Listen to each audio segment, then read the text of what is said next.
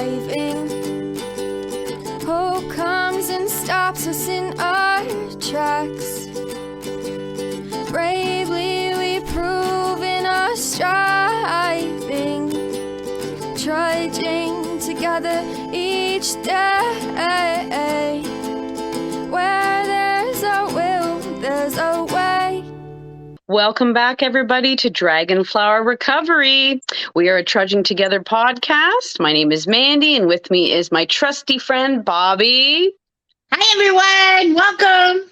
Together we're here, and we share our experience, strength, and hope in our personal recovery, and hoping to inspire others on their journey and find them places that they need help and resources.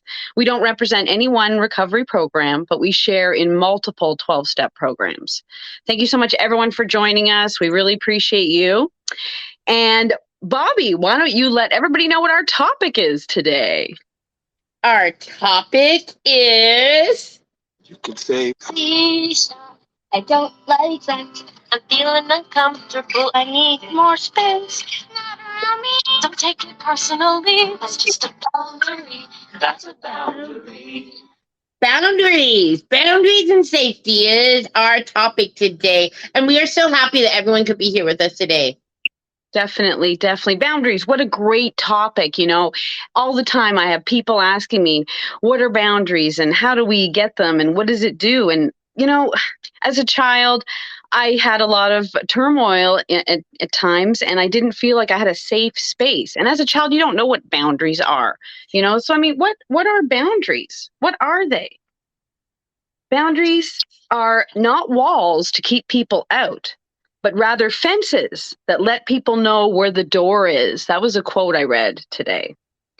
You know, boundaries are for your own serenity and for your own, you put yourself first. I have to put myself first. I can say no. We have to show people how to treat us, and we don't have to do it in a mean way. We can do it very kindly and very nicely, because we have to be open and honest if we want the life that we want to live. You know, if I'm bothered by something, if I don't speak up, and then carry this resentment because I didn't speak up, then that's my fault, you know? But I know before recovery, I didn't realize that I'm the one who has to have boundaries. I have to have limits. I have to have things that I don't, don't put up with it. There's different types of boundaries. There's physical boundaries. There's emotional boundaries. There's verbal or intellectual. There's time. Where do your time is a boundary. Who do you want to spend time with? Where do you want to spend time with? Your work, spiritual, financial, of course. Financial boundaries are important, especially with the self, I find. And sexual boundaries. Sexual boundaries for sure. You know what? It's really, I really love this topic because I feel like for all of us, we're all in a different phase of our lives. We have our young children who we need to teach them very strong boundaries, you know, of it's not okay to touch me. It's not okay to get in my space. And I really like the tool that we've used before, and that's a hula hoop. So if you're inside my hula hoop, imagine you're standing in a hula hoop. If you're inside my hula hoop, that is not okay. That is my safe place, because some people, especially children, young people, and even myself. So I tell my sponsees, so just imagine, put that hula hoop on your wall, pull it down when you need to. And anyone who is wanting to get inside your hula hoop, that's just getting too close. So we create our boundaries because, like I said, everyone is different at every phase of your life. My boundaries today are so much different than they were, you know, even a year ago, 2 years ago, and most definitely 10 years ago. Because as a woman, you know, we all know, I've mentioned it before, I lost my husband almost 3 years ago, and my children are adults. So my boundaries for me is as that of a single woman. And so Mandi just covered, you know, a few boundaries, like sexual boundaries, you know, emotional boundaries, my time, because there's only me, myself, and I who does, you know, the yard work, the housework. So I have to be able to feel comfortable telling you, yes, I can do it on this day, and I don't feel guilty. And those that don't understand or feel like I'm being rude, it's because they don't have respect and they're just waiting for the yes person. And I am not the yes person anymore. My boundaries are far different, and my boundaries are very important to me.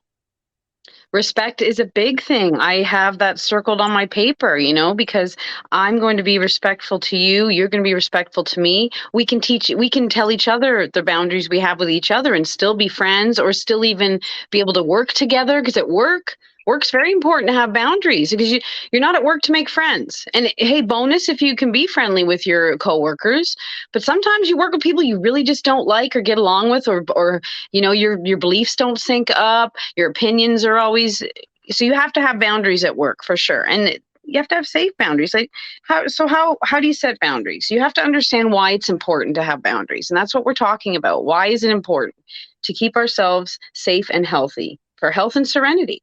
We have to decide what we want. What do we like? What don't we like? What are we willing to put up with? What can we tolerate? Disrespect is not one of them. Name calling is not one of them. Like, there's a whole list of things that you just won't tolerate, and you won't give back to people as well, because you want to respect others as well and respect their boundaries. I've heard that try to keep them simple. A lot of people that don't know how to set boundaries, they get so confused. They're like, I can't do it. It's too much. Just keep it simple. Start with a simple one. You can always change your boundaries. You can tweak them to however you feel comfortable and what works best for you. Take it slow. Learning something new, like setting a boundary, is hard. It's not easy. Something new is not easy. It's like when you come into a program, you start working the steps.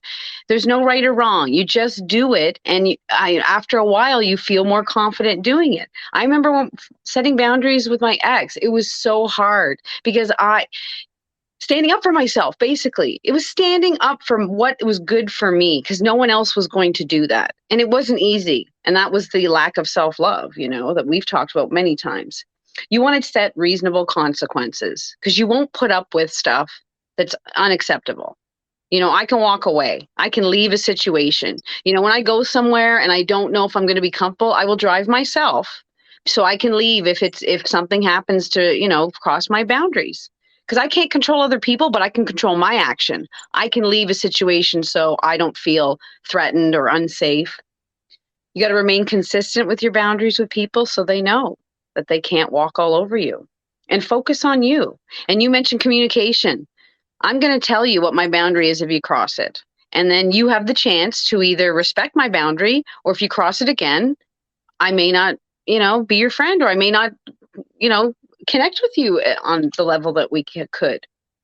And like I said, recognize and respect others' boundaries. So understanding why it's important and deciding what you want. You know what, Mandi, I love what you're talking about, and I love this topic. You and I have been talking the last few days, and we were just kind of, going through our history with our boundaries. And I know, I feel like the first time I had any sort of boundaries that I, said it's not okay, I want to say it was like 5 years ago, maybe about 7 years ago, when I first got into recovery. It was the first time forever. Like, it's a very common to say, yo, bitch, and everyone is like, that's acceptable. And I remember my first boundary after years of my husband saying, don't be a bitch, or don't bitch, or, and I don't think he really meant it to be harmful, but I said, wait a minute, you know what? It's not okay to call me that.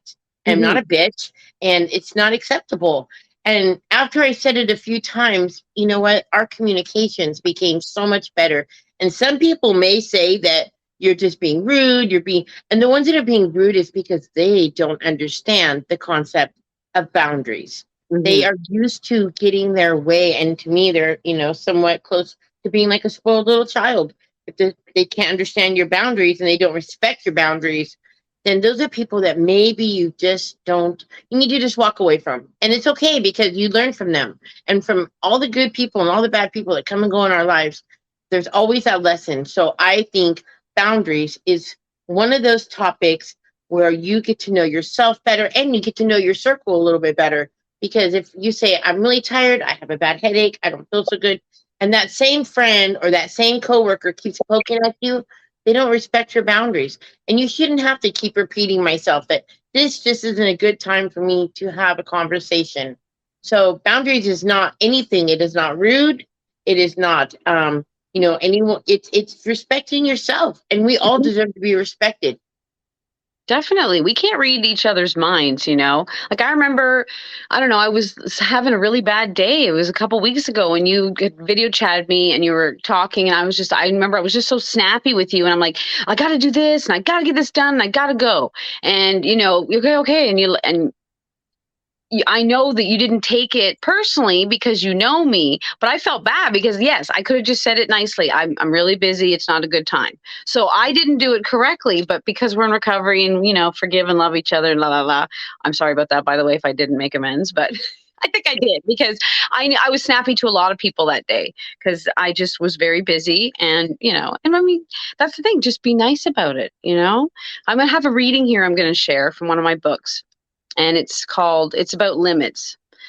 I affirm my right to make decisions. I am learning to set new limits for myself. I see myself as valuable and worthwhile. I treat myself well and I set limits for myself that are realistic and appropriate. No longer do I seek approval by going that extra mile. I will not delay in establishing boundaries for myself. It is important for me to pay attention to my feelings and to learn to say no. My responsibility is to be clear about what I will or will not tolerate. I have every right to exist, to feel what I feel, and to take care of myself by setting limits that are right for me. Today, I affirm my right to decide what I will and will not do. I love that. Mm-hmm. Yeah. Great reading.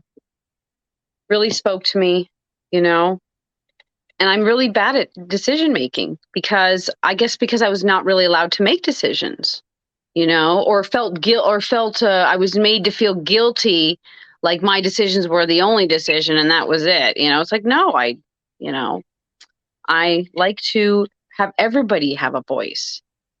Everyone's allowed. I have 3 kids, so we all have to kind of agree a little bit, or take turns because we don't always all want to do the same thing together, all different ages.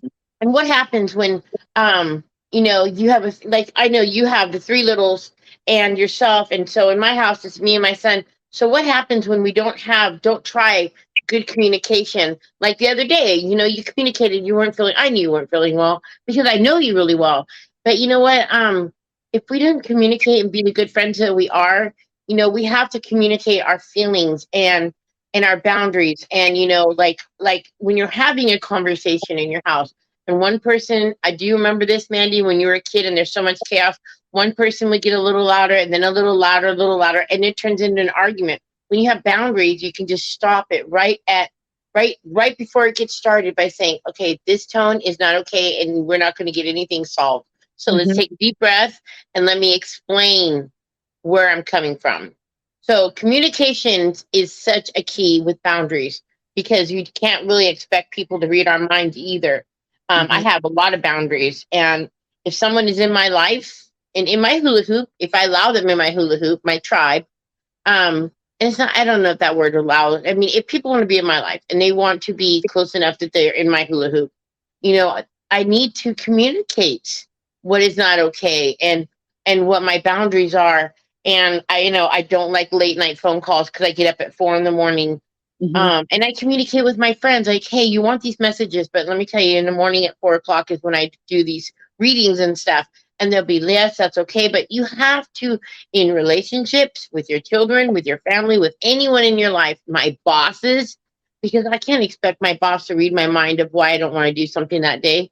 So if we don't have the communication and the boundaries, all it turns into chaos. And so fortunately for us in recovery, we've learned to lower the tone and just be patient and then explain what our boundaries are and what it is that we're trying to communicate with you. Definitely. And I'm trying to teach my kids because we live in a small apartment and sometimes the noise gets too much. And one of my kids will be like, so-and-so's doing this and the other one's doing, I go, well, buddy, let's get you a quiet space or let's get you some headphones. So I try and, you can move away from the space that's bothering you. You don't have to stay where you are. So I'm trying to teach them as well. But, as a child, they don't understand. They just get mad and yell, be quiet, everybody stop. You're annoying me, But I mean, hey, it doesn't mean that I don't do that too. When I'm tired, when I'm not taking care of myself, when I'm hungry, angry, lonely, or tired, I snap too. And that's where I need to pause. Right? Are my boundaries being crossed? Do I need to reestablish new ones? Is something triggering me and I need a boundary with myself? Because sometimes I need a timeout or I need a pause on my own emotions and feelings because they're mine, but I'm taking them out on everybody else and I'm crossing their boundaries. Even though they're children, I need to put up a boundary that I can't behave like that in front of them. It's not right for them. They don't need to see it. If I need to go rant and rave about it, go in my room and punch my pillow like I tell them to do, right? And that's a boundary I try with myself. I try not to be crazy in front of my kids, or if I do, I have to make amends. That's my boundary with myself. You know what I think this next generation, and Mandi and I've talked about this because she has 3 little ones, and my niece, which I love and adore, her 3 little kids are about the same age as Mandi's, and her youngest one is only 5 years old, as cute as can be, but she has the strongest boundaries. Like, for the longest time, I thought she was being rude. I thought, oh, you don't want to hug? Because she'd say, I don't want to hug today. I don't want to be touched. I don't want my picture taken. And I thought, how rude. But then I realized some more, like we talk about recovery, we talk about boundaries. I thought, this little girl, she's got those boundaries. Her mom has given her these boundaries. And I had wished when I was that age, someone would told me it's not okay to touch you if you don't want to be touched. It's not okay to do these things. So I feel like with us doing this podcast, it's for every age of a person to share with your children, because we try to keep it very, very PG rated. The others on another thing. No, I'm just kidding. All the other good stuff, but the boundaries, it's like, you can take these podcasts and you can listen to your children and you can grow with your children. And you know what? I've been really so grateful for that little girl, because I used to think, oh, wow, what's going on here? But she just has strong boundaries. And as a 5-year-old Bobbie could never understand what it was like to feel that safe and have those kind of boundaries, because no one taught them to me. It is not okay to touch me. It is not okay to kiss me, because imagine how different my world would have been if I'd had those boundaries at a young age. But you know what? Better late than never. And so today I have those boundaries, and I am that one that, is single and having those boundaries. And I had this little thing right here about relationships. So, and I'm doing these things. These readings are kind of where I'm at. So like, okay, what am I doing wrong? Well, I'm not doing anything wrong, because I'm learning, because it's a way different world than when I first met my husband back in the 90s than, today. And I want to do things different. So so here's 5 signs of not feeling safe in a relationship. And not feeling safe and boundaries are very similar in my world. So 1, if you're afraid to be if you are afraid to initiate affection, 1, you are afraid to initiate affection. You may get tired of reaching out to your partner when you're the only one who ever makes the first move in a relationship. 2 is your concerns are easily set aside or ridiculed. The ability to communicate your feelings to your partner is necessary. If you end up feeling safe in a relationship, you need to voice your concerns. There's that word again, voice. You use your voice for healthy boundaries. 3, you're afraid to leave your partner alone. So if you're afraid to, if you find it hard to allow your partner to attend parties or go on vacations with friends, you need to look into your depth of the trust for him. But again, there's your boundaries. You have to use your voice. I have to say and communicate, well, if you're going to go that place, that's not okay. I'm not okay with that. But you have to use your communication skills and explain to them why you're not okay with that. And trust is a whole nother podcast. Trust is a whole nother podcast. But it's about communication and feeling healthy and safe in a relationship. 4, your partner threatens you with a breakup or divorce. Again, they have those boundaries too for whatever's going on. But that's, again, going forward in my life, I want to have a healthy relationship. If I ever get involved with someone, I want to be able to express my voice. I don't want to be afraid. And so if I keep repeating, and I said this to Mandi, I don't know, maybe a month ago, repeating the same behaviors, expecting different results. So where is it going to end up? In a breakup, my heart broken, their heartbroken. So it's really important to, again, have that communication and those boundaries of what's okay and not okay, because you're going to end up in the same place, which is unhappy. And that's where I was for most of my relationship with my husband. So the next one is you spy on your partner. Oh my gosh, the red Oh, flags of boundaries. So if someone is going to go through my phone, a partner, I'm not okay with that. I'm not going to go through their phone. So again, it's your boundaries. What's safe in a relationship and what's not? Why are you going through my phone? So then ask the next question. Why do you need to go through my phone? But my boundaries are that is my phone. This is my safe place. And then you need to go the next step and communicate and feel free to communicate because nothing gets resolved in your boundaries and feeling safe and healthy relationships if you do not have communication. And it's just so important to communicate. I want to say the last 2 years my husband is alive, we were in recovery and we did communicate. We did have our safe space. We did have healthy boundaries, mm, it was almost like a dream. If you could just create the perfect person, we had that perfect relationship. And that is why it was really, really so hard when he left because I thought, wow, there goes my prince. And there was a lot of years, we've talked about it before, a lot of damaging years where we didn't communicate, we didn't have boundaries, we didn't feel safe with one another. He didn't feel safe with me either. So going forward, if you want change, if you don't expect it, if you keep doing the same thing over and over and over again, and yet you expect different results. So for me, going forward, I really want to have healthy, better choices and better results. definitely, definitely. And I remember, I'm so proud of you because I remember listening to you in the meetings and when you told him to leave and he couldn't move back in the house. And when you opened up your door again and you had those boundaries, I was so proud of you. I remember that. It was a beautiful moment. And you guys were able to have some beautiful years together. So that's in a healthy relationship. Like, that's just so beautiful, And Saying that no. wasn't easy. That was work. Remember that, Mandy? You were right by my side. Mandy and I, those It that was don't know, we've been together. We've had this love relationship between the two of us in recovery for, I don't know, it's been over 7 years, but she's been with me and I've been with her.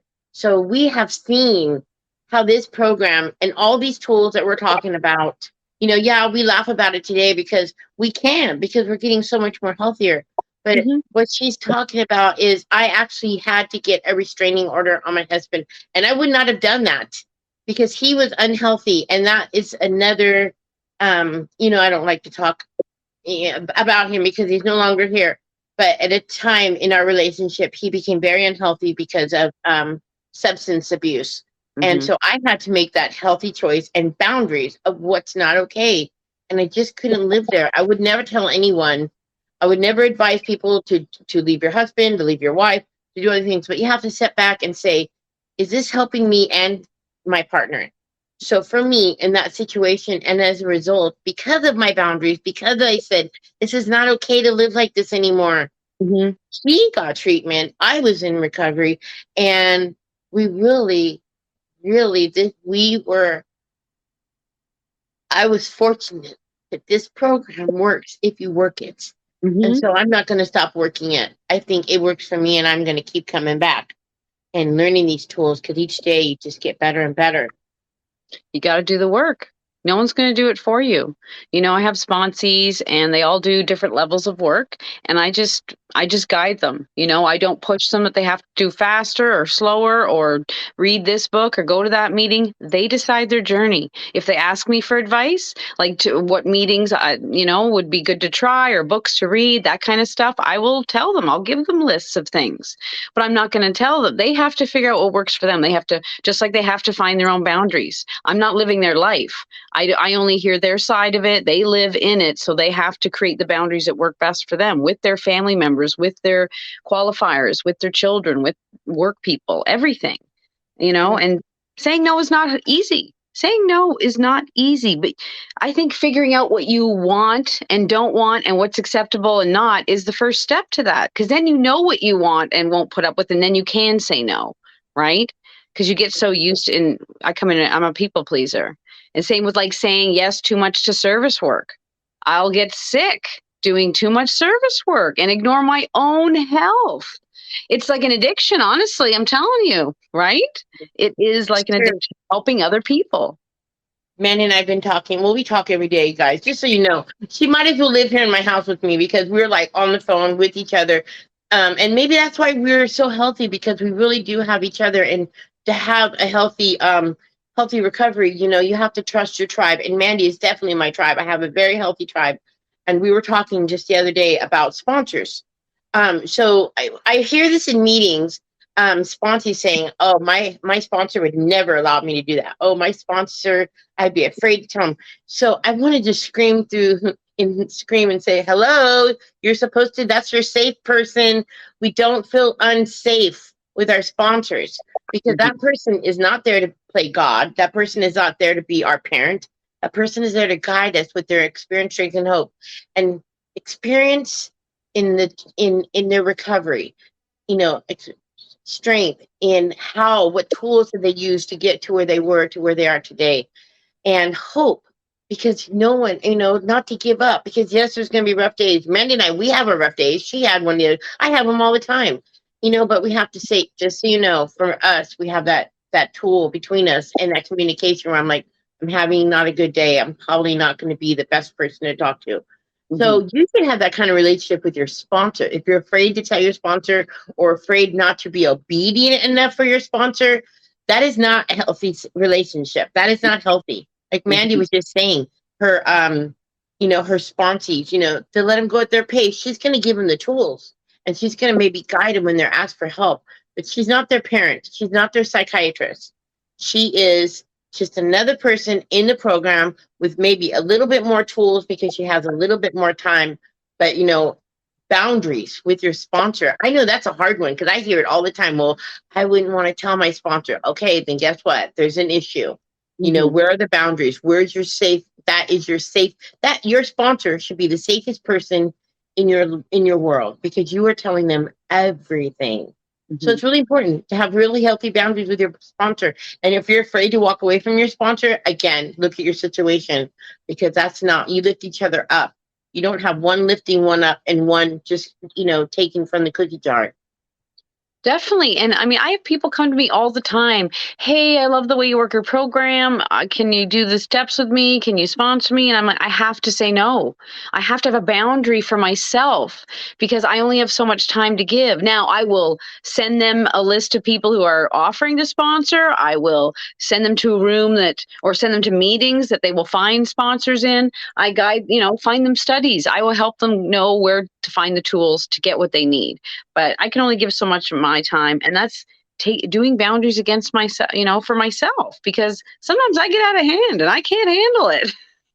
So I have another reading that I want to share, and it starts with "Never let yesterday use up today," and that's a quote from Richard H. Nelson. Boundaries are the issue. How often we talk about boundaries? Most often, these are boundaries between us and other people. Where does my responsibility end and yours start? But there are other boundaries, mental boundaries. One of them is getting lost in yesterday. Yesterday's fears can overrun the boundary of today like cattle through a broken fence. You can lose sight of the difference between what happened yesterday and what can happen today. We can allow yesterday's resentments to become today's facts, or yesterday's expectations to become today's prophecies. Yesterday's people may become the people we deal with today. Our fathers become our husbands or male friends. Patterns between our mothers and their family systems become the expected norm for today. It is unfair to do this to those around us now. Today is like a bright new coin. It is potential, waiting for us to decide what we shall spend it on. We have a choice, as always, yesterday's hurt or today's celebration. Today's possibilities need not be limited by the past. I choose to be happy and healthy for this 24 hours. Man, I need to read that every day. I need to read that every day. How beautiful is that? We have a choice. And that's the thing. We have a choice. We will learn from the past. We will learn from our teachers. We will learn from our boundaries. We don't got to stay there. Doesn't have room in our hula hoop. Yesterday's gone. Today's hula hoop's just here, right now, in this moment. And I'm loving my hula hoop around you. Mine fits right around you, Bobbie. I have the extra large one just for you too, Mandy. All the way from your state to mine, right? It's a big one. It fits from here to Alabama. When you're saying that, letting yesterday go, I feel like maybe I am. I joke around about my 10,000 personalities because I think in recovery, the more you're healing, you just change. Sometimes it's minute to minute I change and my boundaries change. And you know what? Being in my life and being in a relationship with me is not got to be easy. So I come with a warning sign. If you're not a fan of multiple personalities, then I'm probably not the one for you. And what that means, and sometimes if they're going to stick around long enough to ask, I'll tell them. Because, I have boundaries. I have this, but not every day am I going to be so strong on this particular boundary as I will some days. It's the days when maybe I've gone to meetings and I've done some step work with someone that I've, touched on some topics, and some of them it is boundaries. So I think, I'm not okay with that today. Maybe tomorrow. And that's why I joke about the multiple personalities, because tomorrow you're going to deal with another personality, because we're dealing with so much. And especially for, I know Mandi's got all these people that depend on her in recovery world, and she's got this beautiful heart. And I don't know if I think she's really tough, but sometimes I think I'm a little tougher, because I'm like, I turn my ringer off, I'll turn my phone off, and I'm like, not today. This is my day. So my boundary is like, if this is my day and my time, because I have to heal. I'm older than Mandi, by the way, so I need that extra time to rest.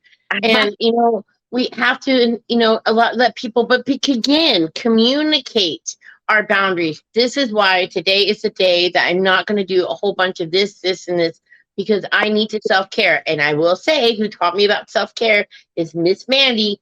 But so self-care is a boundary. This is my boundary today. My self-care day does not mean I don't like you. It just means today I need to like me more. I need to spend time with me and love on me. Yeah. You've got to tell people what you need and what you want, the communication. You got to show people and tell people how you want to be treated. Because how else are they going to know? How else are they going to know? And leaving situations that are harmful to you, be it a party that makes you uncomfortable, be it in a grocery store where you're, just around, whatever. There's situations that you can just remove yourself from, and allowing others to make their own decisions. Also, like what you were just saying, Mandi, when you're talking about some boundaries, I feel like today in my world where I'm at, it's okay with my boundaries to use my voice. Sometimes it's not welcomed, and that's okay, because if you know me and you want to be around me, you're going to hear what's on my mind. So if I am at the grocery store and I hear somebody bullying someone, I will turn around and say, you know what, that is not okay, because you're in my space now. You're close enough to my hula hoop where I'm going to voice my opinion. I don't like bullies. I don't like people that yell at like the grocery clerk people, because that's not okay, because I have to hear it. Maybe that's between you and them, but you know what? You're loud enough and you're rude enough that you're in my space. So using your voice, again, your voice, communication, and just looking at them and say, I understand. I understand you're having a bad day. But you know what? It's not okay that you're yelling at this person.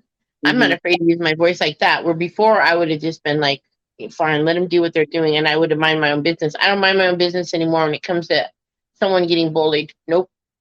Well, and even being around people who are having a negative conversation or making fun of other people, or just, I get very affected by the energies around me. And if I'm if I'm in a space where I don't feel comfortable or safe, or I'm even like negative conversation will actually hurt my heart. I feel like a cloud coming over me, and my happiness is getting sucked away from me, my positive energy.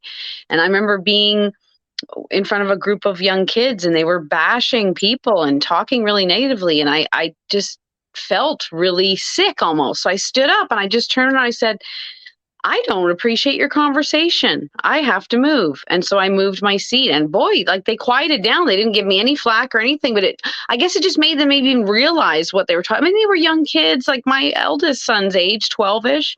So, sometimes it's good to make people aware. I know way before recovery, I go through weird bouts of bad behaviors. And I had even one of my sisters say, hey, Mandi, what the hell's going on with you? You're not talking nice to people. There must be something going on behind the scenes, because this isn't you. But I wasn't even aware I was doing it until somebody told me I was doing it. Now, because I'm in recovery and I'm more aware, I know how I act, and I'm trying to be conscious of that and be kinder and gentler and nicer, because I can still have boundaries and be kind to people, be civil, because I have to deal with people that I don't like or get along with. That's part of life. I'm trying to teach my kids that, because they have a hard time. That's where they need a voice too. They're allowed to have a voice. They're allowed to say no. And you spoke about yours, the little one having boundaries, saying don't touch me or whatever. My son does too. He's very sensory. So, I don't force him to hug anybody, even myself. I don't force him. I just say, hey, mom would like a hug. And if he says, no, I'm like, that's okay. But when you're in the mood, come and give me one, please. Cause I miss my hugs, or anything, even if it just like to go up to my other two kids and give them a shoulder massage. They're like, oh yeah. But him, I will ask first because he has that boundary. I know he doesn't like to be touched unless he gives you permission. I see him with his friends. He hugs them and stuff. My other kid, hugs everybody. So I have to teach her that people have boundaries. Ask them first if they have a space boundary, because a lot of people don't like to be just hugged or mauled or tackled, right? And I'm telling you, my kids have a lot of love to give. So it's very sweet. But you have to be careful because, one of my dad's buddies used to joke all the time, and he was such a prankster. Like, I'm telling you, he would do inappropriate things to just people he didn't even know. I'm like, dude, someone's going to haul off and punch you one day because you don't even get to know this person and what their boundaries are, personal space, like stuff like pulling their pants down in public. It's like, dude, first of all, I don't know anybody who wants that done. Some people think it's funny. Okay, so yeah, Bobbie's got her hand up. I'm just kidding. Just kidding. Oh, Bobbie, when I meet you, guess what I'm going to do? Don't be there. I was just joking. But that's a disrespect thing to me, because I remember seeing that done to my dad, and I'm like, he just knew. He knew this is what the guy does. This is how he is. You have to accept him that way. If you don't want him to do that, don't hang out with him, right? That's his choice. If you know this person acts the way they do or talks the way they do, you're choosing to be in their hula hoop. So their energy or whatever behaviors they have are going to be onto you. So you don't want toxic people around you. You want healthy people that are aware. But or time. We said time was a boundary. This is where we talk about time. Our time is valuable. My time's valuable. Your time's valuable. Where we spend it and who we spend it with and what we spend it doing should be healthy and happy, except for the once in a while scary movie that I like to watch, right? No way. I'm sure it's not positive, but I'm not depressed about it. So, that's a good one, Mandi. So I think the tool that we would want to use, like when we're doing boundaries, is like on our time. So Mandi and I talk about this. Okay, so both of us, this is our work. This is our week. She has 3 little ones, and she has a full-time job, and she does recovery. Plus she does, she has a personal life outside of the rooms, outside of the kids. So me, I have, my job, I have recovery, and my recovery is outside of just not online, but it's in live meetings. So it's a lot of driving and stuff and running errands. So I have to make these boundaries for the week. I have to say, what can I do and what can I not do? And, and share that with people, on these days. If you don't communicate, I can't say this enough. If you don't communicate, I can't be the yes person. I can't, because you know what happens? Day 1, I say, yes, I'll do that. Day 2, I say, yes, I can do that. And day 3, and what happens is you become overwhelmed. So you have 24 hours in a day. And so now you've given 20 hours a day between your job, your housework, your recovery, and that only allows you 4 hours. I mean, that's not even enough sleep. You have to every day mentally make that list, write it down, make a calendar of the things that you have to do that week and say, can I actually make that work? Is that really going to work? And if someone says, well, you could squeeze it in if you really want to, I probably could, except for there's that 4 hours a day that I like to sleep. But I'm just kind of being a little sarcastic there, but it's so important to know what can you handle and what can you not handle, and to communicate those boundaries of, I need to say no. And if you think I'm a bad guy, people that I feel like every time you speak of your boundaries and like what's not okay and what's okay and what I can and can't do, and someone says, you know what, make the time, do this anyways. Those are people that don't respect for you. So do I really need to go and be tired or overdo myself just to please that person? So my boundaries are, I have to make time. Again, it's a little self-care. Miss Mandi taught me this all the time. Self-care, self-care, self-care. You have to have that self-care in your life. You have to have those limits and those boundaries of what I can and cannot do. Great, great. All such great stuff. It's so true. And I mean, making a list of your weekly to-dos. What are my responsibilities? What's my priorities? What can I pass off to someone else? What do I don't have to do? Like even today, you were supposed to go do something. You weren't feeling up to it. You decided to self-care and take care of your body. Your body was telling you it's time to rest. Today's a rest day. So there's nothing wrong with saying no. There's nothing wrong with saying, no, change of plans. I'm going to take care of me today. And you don't even have to explain yourself either. It's up to you. It's your life. You know your body. You know your life better than anybody else. And that's where I think obligation comes in a lot. And that's where boundaries are really hard, because a lot of people have obligations to other humans that are not very healthy. And so how do you fight that? You have to have those boundaries. And they're not mean. They're not, to hurt other people. They're to keep you safe and to keep your life full of serenity. I got another reading here I'm going to do. It's kind of a reading podcast today. And it's our lives are entwined with the lives of those we love. The disease of alcoholism blurs the boundaries between people.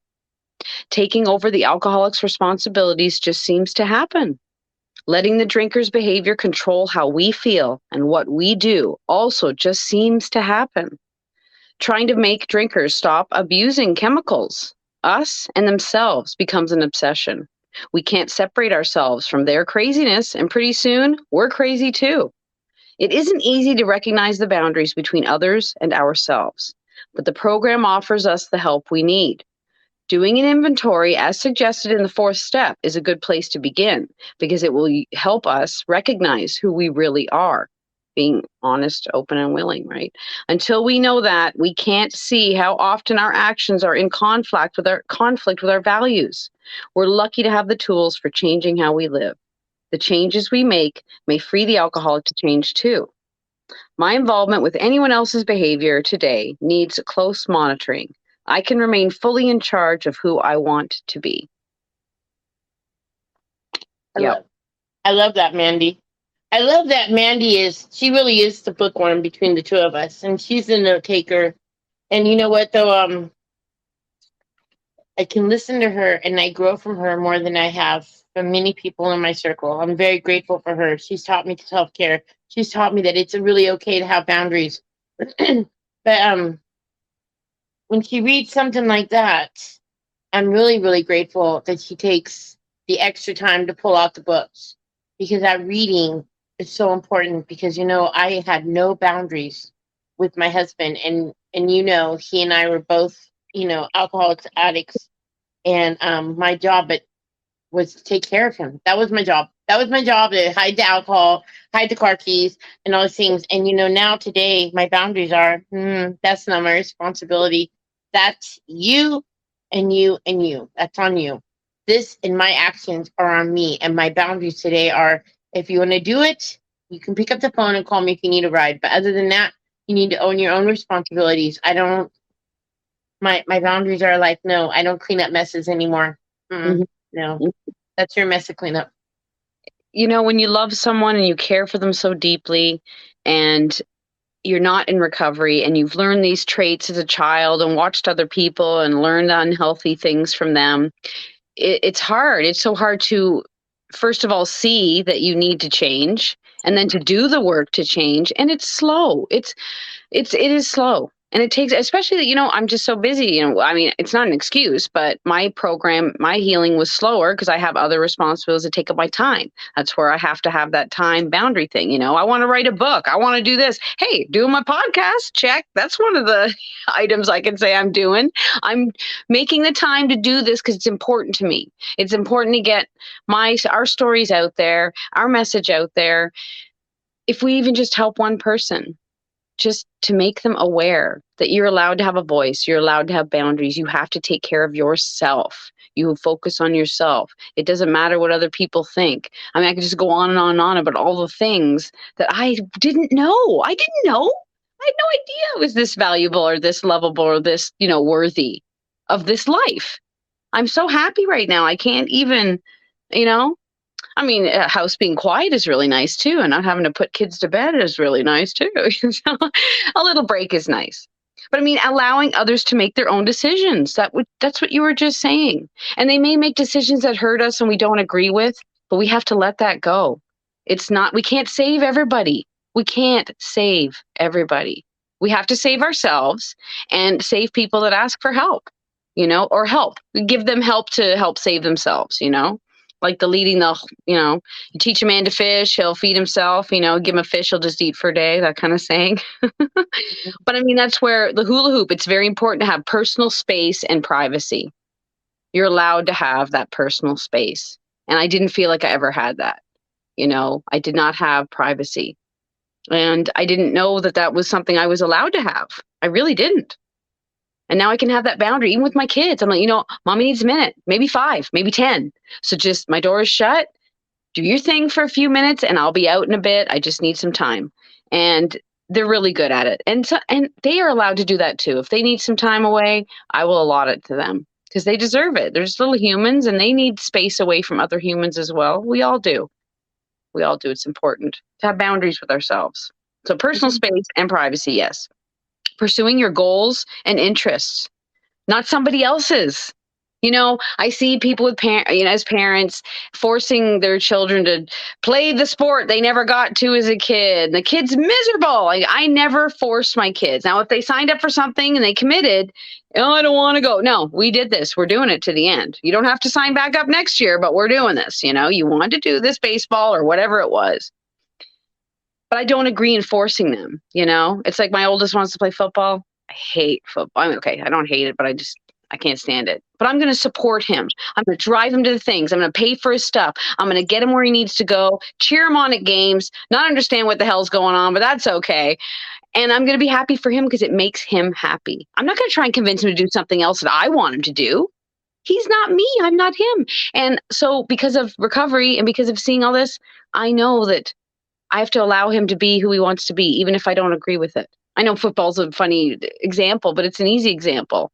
Because, oh my God, sitting at the game, I'm so freaking bored. So I need to take like a book or something. But all the parents are going to be like, who's this nerd with the book? Why isn't she? Because I'm telling you, Alabama is a football state. And I feel very out of place here, not being a football fan.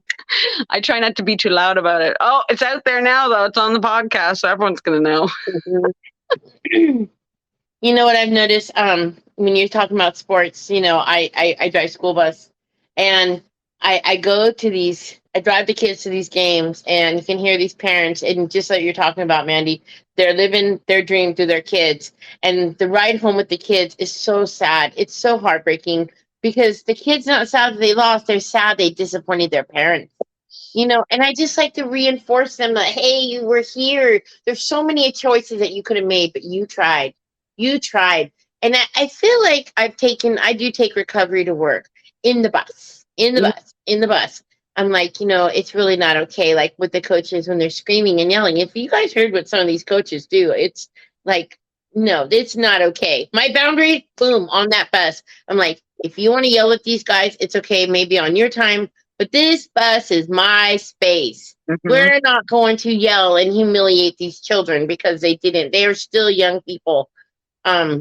It's to me, it's boundaries, we have more and more programs in the schools for mental health and, and I know they're installing these boundaries, but, sometimes we hear, but others don't hear. Mm-hmm. And it's okay to use our voice because my boundaries are, you're not going to humiliate that kid while they're sitting behind me. No, I don't think so. Because I can identify with that kid letting everybody down because I didn't hit a home run or I didn't, run fast enough. And I felt horrible, made my childhood horrible because I was never good enough. So I think anyone that just tries, just keep reinforcing them. I think one thing Mandi and I haven't really talked about yet about boundaries, and let's talk about sexual boundaries. It's everybody's favorite topic, right? Yep. It's not my most comfortable topic, everyone. So I'm going to do my best here. So boundaries, sexual boundaries. Mandi touched on a little bit about the touching and slapping and inappropriate touching. But let's go one step further. So I am a woman, and I've heard this, as I'm going to steal this from a program that I used to work for. So I am a woman. I can wear whatever I want. A man can wear whatever he wants. If his jeans are tight, that's not an invitation for someone to slap him on the behind or maul him. For a woman, it's not okay to slap me on the behind and maul me. But I need to be clear and say that is not okay. It is not okay to touch me. It is not okay to make your disgusting sounds behind me. And those are boundaries. Those are healthy boundaries. Because if something happens to a man or woman, and I'm talking assault there, that is absolutely, we're powerless. It is not in our control. But what we can do is just those boundaries. We have that right, and we have those boundaries of saying, this is my body, my choice. I don't appreciate someone touching me.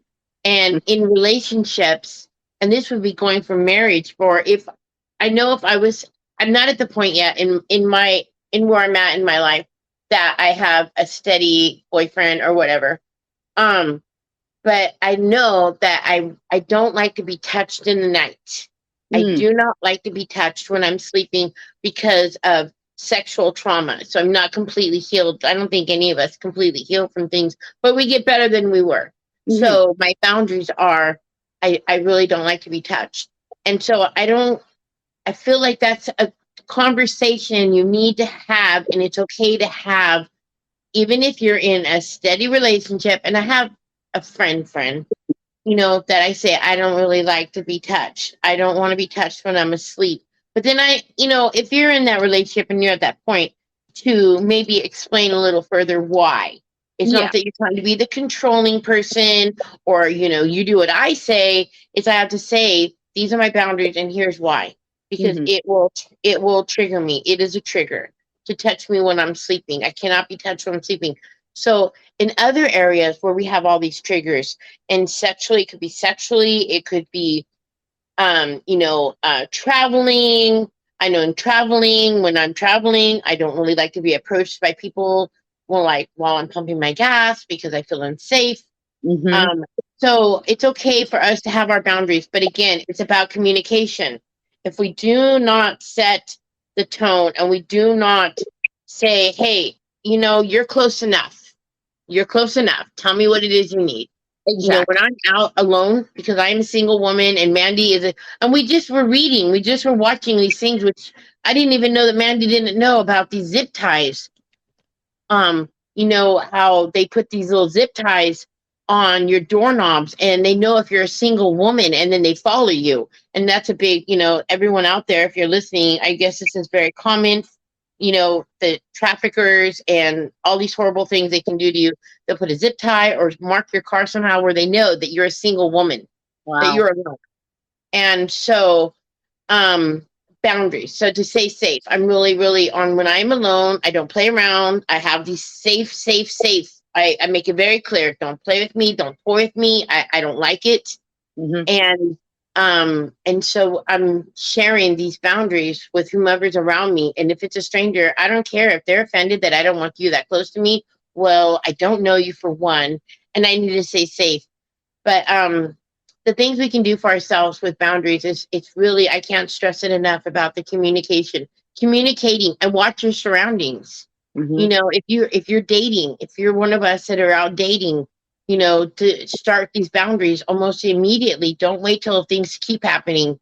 To watch your surroundings and use your voice of what is okay and what's not okay, and just take certain steps. Because if you are dating and you do have these strong boundaries and they don't respect these boundaries, sometimes we have to take on another method to stay safe. So it's really important that you educate yourself on how to stay safe, how to maybe a little bit of self-defense. Make yourself more confident, I know when I was taking karate class, I felt just stronger, not even just physically, mentally, because I knew that I would be able to at least fight. I would feel confident at least fighting someone if they did attack me, But just to bring a reel back to the sexual thing, because I was molested and abused sexually as a child and a teenager, and I have a daughter and 2 sons, and any of them could be snatched or molested or whatever. I through my experience, I'm very thankful for it because I can teach my children that they have a voice. They can kick and scream and bite. They can do whatever it takes to get away and be safe and go to an adult, But I also have to teach them about stranger danger because people will come up with anything nowadays to lure people in. There's actually a local girl who just got abducted. There was a toddler on the side of the highway and she pulled over and somebody grabbed her. So it sounds like they used a child as bait, so you have to watch, you have to be aware and safe. You have, I have a taser and mace, and I've never even opened it. So, but I mean, I'm never alone. I'm not usually alone by myself. But even last night, I went out with my friend yesterday. I got home in the dark. And as soon as I got home, I texted her, I'm home safe. She texted me as soon as she got home too. Because you just don't know. What if your car breaks down? What if anything? What if you see a child on the side of the road and you stop? People are evil and you have to be aware of that. But they're also good people. I remember stopping at a gas station and somebody came up to me and was talking to me. I forget if they were asking me for something, and an older gentleman saw this and he came over as well. And he's like, "Are you okay, miss?" I'm like, "Yeah, I'm great. Thank you so much. That's so sweet of you." And it was just so nice to know that there are people that are aware and do look out for young ladies sometimes. So don't always be threatened of everybody. But like you said, you can, hey, that's close enough. You can protect your personal space. You have that right. And if you're not feeling comfortable, get in your car, lock the door. There are options for that. I try not to put myself in situations where I am alone in the dark or in an unknown place. I'm taking my children out for sure. I don't take them out to places I'm not familiar with or alone, where I don't feel I can protect them. But I mean, they're getting bigger. They're going to end up protecting me soon. So, but yeah. They do, Mandi. My adult boys are very protective. That's awesome. I can't wait. So great. So boundaries. Oh, go ahead. No, I'm good. I just, I think that was a great topic, and I've checked off all my little items on my list. What about you? Did you have any other little nuggets to share? Here's my little nugget. I'm just going to do a shout out for something that makes me feel so safe wherever I go. And Mandi brought it up, her little taser. So damsel in distress, damsel in defense. Damselindefense.com. I mean, I cannot just praise that program. They have everything you can imagine. They have something that goes on your keychain. They have little mini tasers. They look discreet. They look like a little flashlight. And so if you are new going out in the world, or even if I had a young daughter, I would absolutely be filling her purse up with all kinds of stuff to help you feel safe. And it's not very expensive. They're actually very inexpensive. And it's just one more tool that you can put in your toolbox. You feel safe. And no, I'm sorry to interrupt, but I'm like, these tools don't make me feel safe because I have no idea how to use them. I think they're actually more of a danger to me. So because they're still in the packaging. I've had them for like a year, 2 years. They're still in the package. I don't feel confident. I don't like those kind of things, but I know I need, but I obviously, so Bobbie, you gotta train me, girl. You gotta show me how to use them. And, I obviously I don't want my kids to get a hold of them because I've seen teenagers try and have fun with those darn things, and that's just what's the coolest thing about this little taser that I have? I have a couple of them. I have a police issued one. Okay, so everyone, I have to just say, I live out in the country in a very kind of rural area, and so I would not shoot someone. I would not own a gun myself. But then someone says, "Hey, what about a taser gun?" So I have a police issued taser gun that's right next to my bed. And then I have a smaller taser that fits in my purse. It does look like a flashlight, but it can't go off accidentally because you have to actually pull the string, which if you're in an emergency situation, you could pull the string and it zaps someone. And my dad's girlfriend, the one that just passed away, she was the one who used to tell me about the tasers. Here's this 83-year-old woman. She says, "You got a glass of water next to your bed?" I'm like, yeah. So yeah, splash them and zap them. And that gives you about 4 minutes to get out of the house. So guess what? I sleep with a bottle of water and I sleep with my little taser. Yeah. Oh, I mean, because then, yeah, you never know. You never know. Because I couldn't shoot someone. I honestly don't think, I couldn't shoot someone. But I'll sure put them in misery. Pellet gun. I'm so afraid of guns. It's not even funny. I have a baseball bat under my bed. And that's about it. I have a cast iron pan on my stove, and that sucker, that'll hurt anybody. Just throw it. I've seen that. I've seen that cast iron, and that's a pretty awesome tool you got there. You've obviously never watched any of Medea movies. She'll show you what to do with that cast iron skillet. You have to whap them. I love it. Actually, that makes me think of one movie, Throw Mama from the Train. I think he gets bonged in the head with a cast iron thing. Oh, man, you could kill someone with that. Well, we're up to the top of the hour, Bobbie. What do you think? Shall we close it down? Yes. I want to tell everyone, please keep coming back. You know, every day is not perfect. We do not have perfect days. I mean, we have some perfect days, but not every day is going to be perfect. But we just keep adding to our toolbox. And so our recovery, when we talk about a toolbox, what's in our toolbox? It's our recovery toolbox. And we keep adding to it. And the more you add to that toolbox, the healthier and happier you and those around you. Because we lead by example. So whatever in our toolbox, we're sharing with people around us. So we're making not just our world a better world, but we're making those around us have a better and healthier world. And so, Mandi, I'm so grateful that you picked this topic. I love it. I love it. I love it. And I love you. You're such an awesome partner to have. And you're great because sometimes I don't remember my tools. And I know I can call you or someone on my tribe and they'll remind me of tools I need when I'm feeling a certain way. So thank you so much, everybody, for joining us again. Dragonflower Recovery. Check us out at trudgingtogether.com. And oh my gosh, I just can't wait to get this podcast out again and work on our next one. So thank you, everybody, so much. Keep listening. Please Love share. you guys. Love you.